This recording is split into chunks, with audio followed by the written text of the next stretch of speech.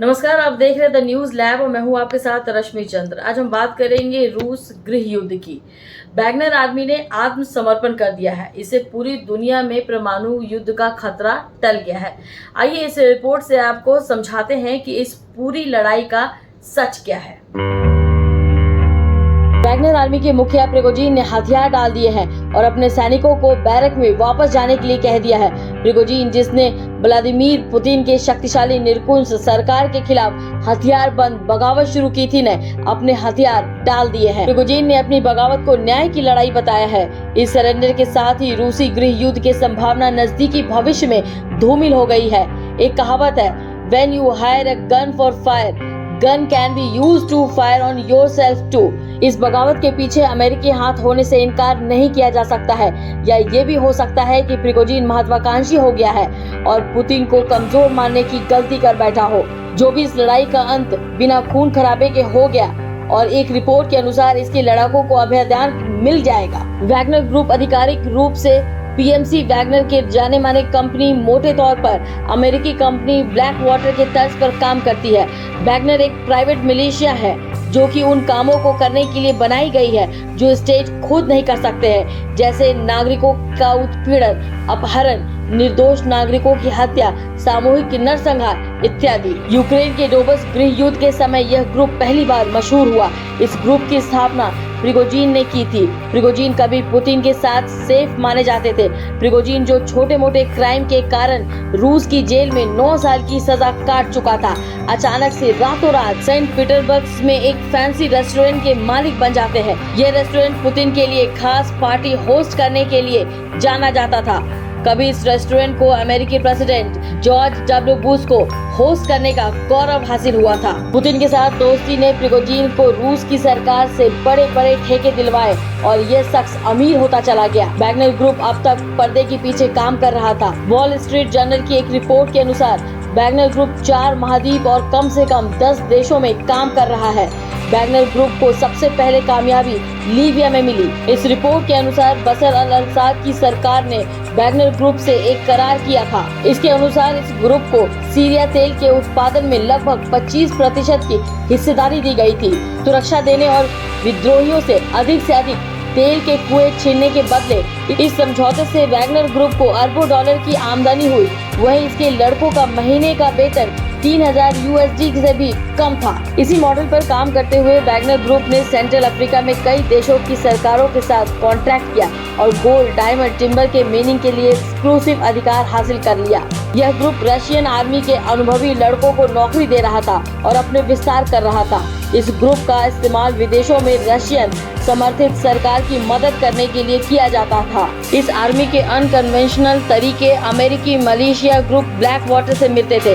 यह ग्रुप में मानवाधिकारों के दोहन, विदेशी धरती पर वह के नागरिकों के टॉर्चर, विपक्षी लीडर के मर्डर, पत्रकारों को अपहरण इत्यादि के लिए जाना जाता है। Libya, Syria, central African Republic के अलावा लगभग 10 देशों में वैगनर ग्रुप की प्रेजेंस पाई गई है।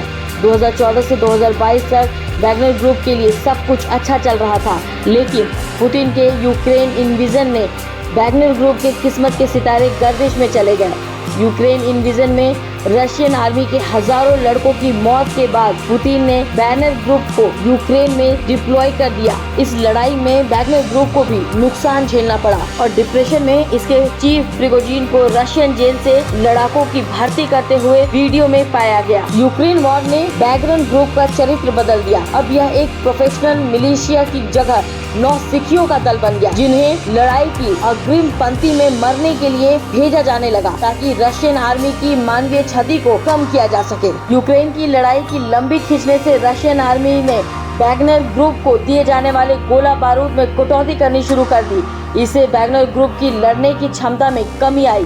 वहीं यूक्रेन की सेना को अमेरिकन पश्चिमी देशों से सैनिक मदद मिलती रही।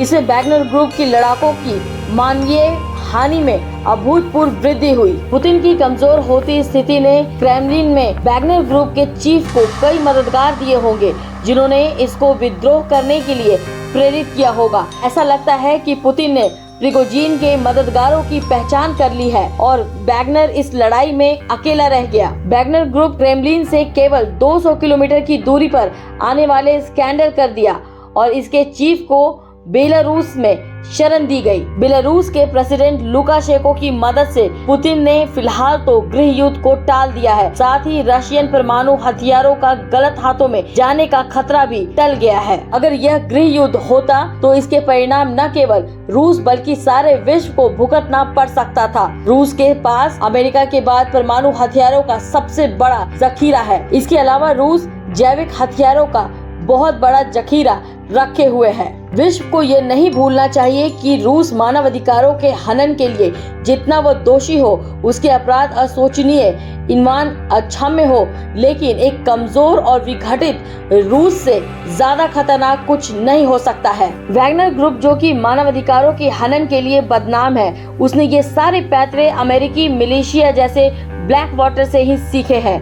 हम एक एक्सक्लूसिव प्रोग्राम में विस्तार से दुनिया के अलग अलग कोनों में चल रही प्राइवेट आर्मी के बारे में बात करेंगे। फिलहाल के लिए हम दर्शकों को कहना चाहेंगे कि दुनिया से परमाणु हथियारों के गलत इस्तेमाल का खतरा टल गया है। वैगनर आर्मी अपने बराक में वापस चली गई है। प्रिगोजिन को बेलारूस में शरण मिल गई है, लेकिन यह समय पुतिन के लिए आत्मचिंतन का है। पुतिन और उनके पूरे सलाहकार तंत्र को यह सोचना चाहिए कि यूक्रेन की लड़ाई अब बहुत लंबी खिंच चुकी है और जिस तरह से पश्चिमी देशों और अमेरिकी मदद एवं सैनिक साजो सामान की सप्लाई यूक्रेन को मिल रही है, इस लड़ाई का एक ही परिणाम हो सकता है, पूरी तरह से तबाह यूक्रेन और गंभीर रूप से कमजोर रूस, जिसकी और टूटने की संभावना बन रही है। इस घटना में एक और रोचक तथ्य सामने आए हैं। अमेरिकी सरकार जो कि वैगनर ग्रुप पर नए प्रतिबंध लगाने जा रही थी, जिससे इस ग्रुप के अफ्रीका के गोल्ड मिनिंग के ऑपरेशन को हिट कर सकता था। एक रिपोर्ट के अनुसार यूएस ने प्रतिबंध को टालने का फैसला किया है।